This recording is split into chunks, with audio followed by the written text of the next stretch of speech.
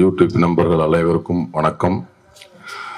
இந்த விழாவுக்கு சிறப்பு விருந்தினர்களாக வருகின்றிருக்கும் பெப்சி தலைவர் ஆர்.கே. செல்வமணி அண்ணன் அவர்களுக்கும், தமிழக திரைப்பட இயக்குனர் சங்க தலைவர் ஆர்.வி. உதயகுமார் அண்ணன் அவர்களுக்கும், அண்ணன் பேரரசு அண்ணன் அவர்களுக்கும் இடைய வணக்கங்களை தெரிவிச்சுக்கிறேன்.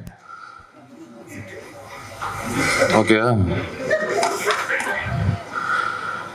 மற்றும் இந்த திரைப்படத்தின் விழா நாயகன் அண்ணன் வித்யாசாகர் அவர்களுக்கும், அண்ணன் நானும் 2வது படம் சொன்னாங்க, ஜன்னல் ஓரம்னு ஒரு படம், அடுத்து 2வது படம் தேசிங் ராஜா 2.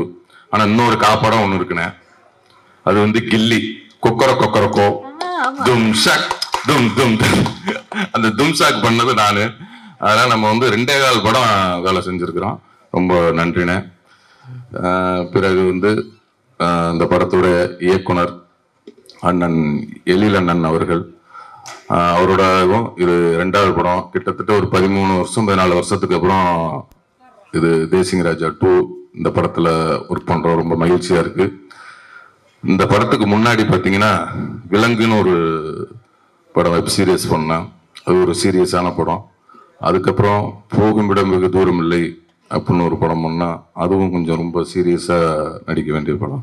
அப்புறம் சாருன்னு பண்ணோம், இன்னொரு படம் பண்ணோம், அது என்ன ரிலீஸ் ஆகல. எல்லாமே சீரியஸ் மூட்லேயே பண்ணிக்கிட்டு இருந்தேன். அந்த டைமில் தான் எழில் என்னை இந்த தேசிங் ராஜா 2ன்ற படத்துக்கு கூப்பிட்டாங்க. அப்படியே இந்த சீரியஸ் மூடாக பண்ணிட்டு இருந்த படம் இந்த படத்துக்கு செட்டுக்கு வந்தோன்னா அவ்வளோ ரிலாக்ஸாக, அவ்வளோ ஜாலியாக, ரொம்ப என்ஜாய் பண்ணி ரொம்ப சூப்பராக பண்ணோம். ஏன்னா அவரோட டைரக்ஷனில் நடிக்கணும்னா நடிகர்களுக்கு ரொம்ப ரொம்ப ஆசையாக இருந்துக்கிட்டே இருக்கும். அவங்க இந்த காலத்துல ஒரு காமெடியை வச்சு வேலை வாங்குறதே ரொம்ப கஷ்டம். ஆனா அவர் படத்துல பாத்தீங்கன்னா ஒரு 15-20 காமெடியன்ஸ் இருந்துகிட்டே இருப்பாங்க. எல்லாத்தையும் அரவணைச்சு எல்லாத்துக்கும் எல்லாருமே ஸ்கோர் பண்ணணும் அப்படின்னு நினைப்பாரு அவரு.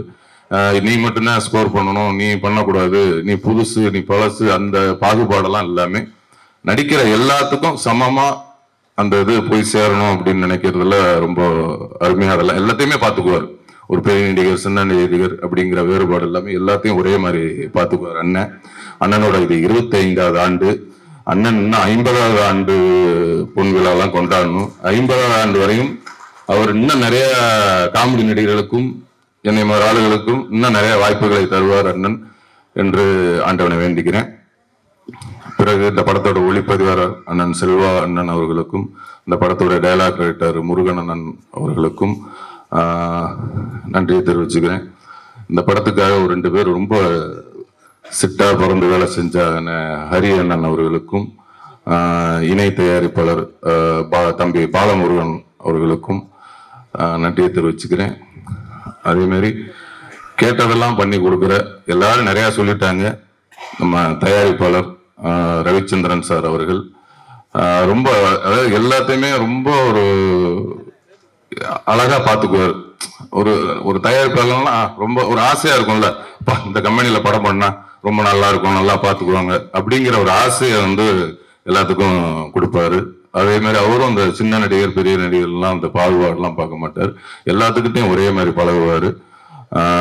அவரோட அந்த நல்ல மனசுக்கே இந்த படம் நிறைய ஓடணும். அவர் இன்னும் தமிழ் சினிமாவில் நிறைய படங்கள் தொடர்ந்து எடுத்து நிறைய பேர்த்துக்கு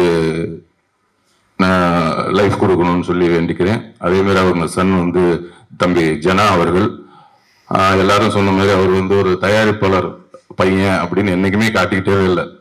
நிறைய பேர் ஒரு ரொம்ப அப்படியா அப்படின்னு இப்ப படம் முடிகிற அன்னைக்கு தான் நிறைய பேருக்கு ஒரு ப்ரொடியூசர் பையனே தெரியும்.